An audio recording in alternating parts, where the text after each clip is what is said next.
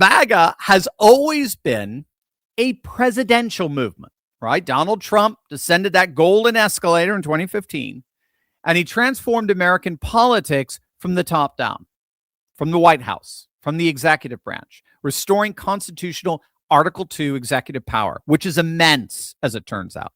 It had, up to that time, been, over the last 70 years, been co-opted by the administrative state, by this fourth branch of government, this bureaucracy. Trump unelected bureaucrats. Trump got rid of all of that. He wiped that away. He destroyed that and restored constitutional executive power to the White House, to the Oval Office. He tackled everything with that power: immigration, trade, energy, foreign policy. Every lever of federal executive power pulled in the direction of America first. Trump used the executive pen to recalibrate the entire federal government around civilizationalist America first principles, and it was extraordinary. What he has accomplished in this last year and a half is beyond historic. It's literally civilization altering. But, and this is where so much frustration has been building up, MAGA has thus far been consigned solely to the executive branch. It had yet to reach the Republican Party at large. So the MAGA movement is centered on one man, Donald Trump. It had yet to recalibrate the entire Republican Party as a whole. The nationwide Republican apparatus, right? The establishment, the advisor class, the donors, the strategists, they were all still comprised mainly of the old guard, Romney, Ryan, Rove, Mitch McConnell, John Thune guard. And that apparatus stretched out through congressional Republicans, obviously Senate Republicans, and Republican-dominated state legislatures throughout the country. MAGA was an executive movement that had yet to translate into a legislative movement. But here's what the political scientists and legacy commentators missed. Here's what the Never Trumpers and the establishment Republicans never quite understood. MAGA was not only a presidential movement, it was a civilizational realignment. And civilizational realignments do not stay contained in the executive branch. They spread. They inevitably diffuse. They work their way down through every layer of the political system, from the federal executive to the federal judiciary to the Congress to state legislators to school boards, the city councils. They reshape the entire constitutional architecture of a nation. And gang, what we are watching right now in Tennessee and Texas and Florida and Missouri and Louisiana and Alabama and Mississippi and South Carolina is the moment when the MAGA realignment finally arrived in state legislatures. Finally, it arrived, and it arrived with a vengeance. Think about it. For years, one of the most persistent critiques of the MAGA movement was, yeah, sure, Trump controls the White House, but he hasn't built lasting congressional coalitions. He hasn't translated it into state legislative majorities that can drive durable structural change. And of course, there was a kernel of truth to that critique. MAGA had been heavy on executive action, light on legislative architecture. And that's also largely because certainly our Congress right now is so dysfunctional. But he's very successful with the Supreme Court. His judicial appointments, Gorsuch, Kavanaugh, Barrett, have now led a transformed Supreme Court that is, I would argue, instituting MAGA through law for sure. That is definitely durable. But state legislatures, state maps, the structural machinery of electoral politics at the local level, that was still a major work in progress. Until now. Because here's what's happened. The MAGA movement has now captured not just the White House, not just the Supreme Court. It's now captured the redistricting process itself. And in American politics, the redistricting process is the structural architecture. Whoever draws the maps controls the outcomes. Whoever controls the outcomes controls the Congress. And whoever controls the Congress controls the legislative agenda for the next decade. And Republicans, animated by Trump, emboldened by Trump, directed by Trump, are effectively drawing those maps. Trump, he's the one who triggered this redistricting wave. He personally called on Texas Republicans who were really wishy-washy at the beginning. They didn't want to do this mid-decade. He called on them to get the ball rolling, get this whole thing started. He pressured Greg Abbott and the Texas legislature, the Republicans there, to get that +5 map done, and they did it. Trump celebrated the Louisiana versus Calais ruling and immediately called on all Republican states to act. This has always been his midterm strategy for 2026. From the very beginning, we win by flexing our power. That's MAGA. MAGA isn't interested in establishment protocols that demand we wait until the end of the decade to redistrict because that's what we vote. No, screw that. If we can do it legally, then we do it.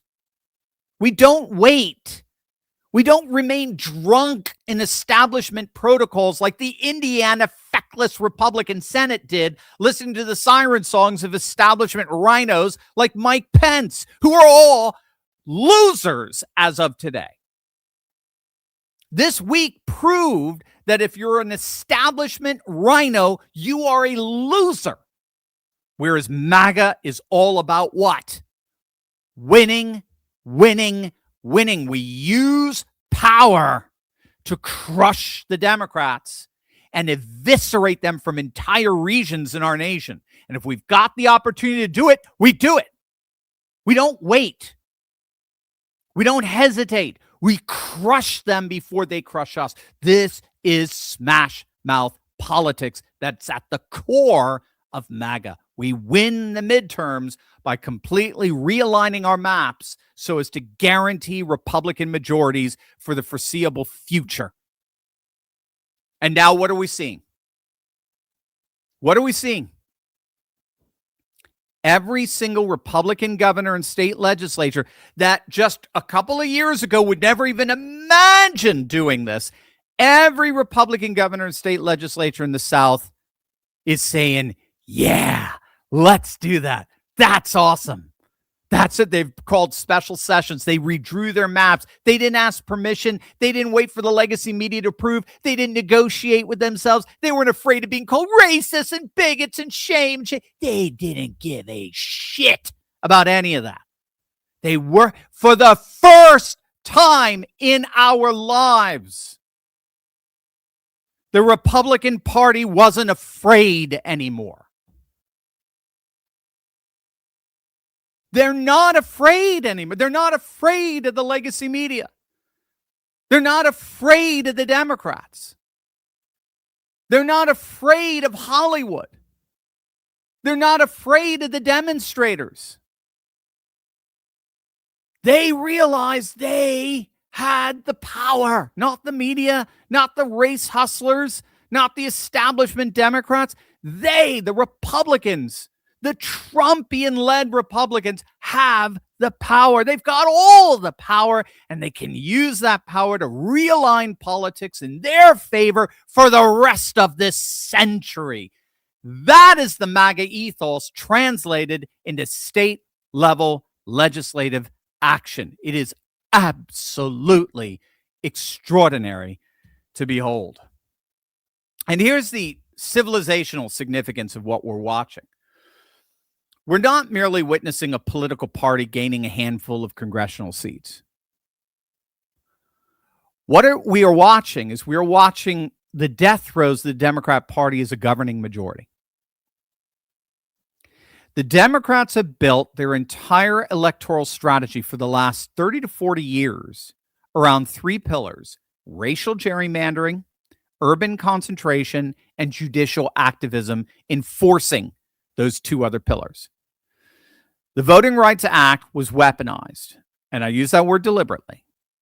It was weaponized to create safe Democrat seats, regardless of whether the surrounding geography, the surrounding communities, the surrounding voters actually wanted those Democrats. They engineered the electoral map through the courts. They took the pen out of the state legislature's hand and gave it to federal judges, as they always did. And it worked for a while. For years, Democrats held seats in states like Tennessee, Alabama, Louisiana, Mississippi, South Carolina, states that are overwhelmingly Republican in every statewide contest, simply because they had locked down one congressional district through court-mandated racial line drawing. Louisiana v. Calais ended all of that. It's gone. The era of racially engineered Democrat congressional seats is over. And in its wake, MAGA-aligned state legislatures are moving with breathtaking speed to redraw the political landscape of America. This is not gerrymandering for its own sake. This is the political map finally coming into alignment with the actual political reality of these states. Tennessee is a red state. It's always a red state. The only reason it had a Democrat congressman, and an odious one at that, was because the courts drew a line around Memphis specifically to guarantee a Democrat seat, regardless of the broader political will of the state. You'll notice they never did that with the blue states. The courts never mandated a red district in the midst of blue New England. That's not democracy. That's deliberate political engineering. The new maps we're seeing now, that, ironically, is the essence of democracy. That's the people having their political will permanently enshrined geographically. The new map says, here are the communities of the state. Here are the geographic populations. Let them be represented as they actually are, not as the DNC would like them to be. And the Democrats know it. They know what this means. They're not in denial. They're in full-blown panic. Legal commentators on the left are remarkably candid this week. One analyst said Democrats have gone from a scenario where they shaped the electorate to one where they're losing control of it entirely. But I would argue they had it backwards from the start. That is what Democrats were doing. They were telling the voters of Tennessee, Alabama, Louisiana, we don't care how you vote. We're going to guarantee our candidate wins your seat anyway because we drew the lines to make it so, using race as our weapon. That was the anti-Democrat gerrymander. And it's now over. So zoom all the way out here with me, because I want you to see the full civilizational picture of just how awesome this really is.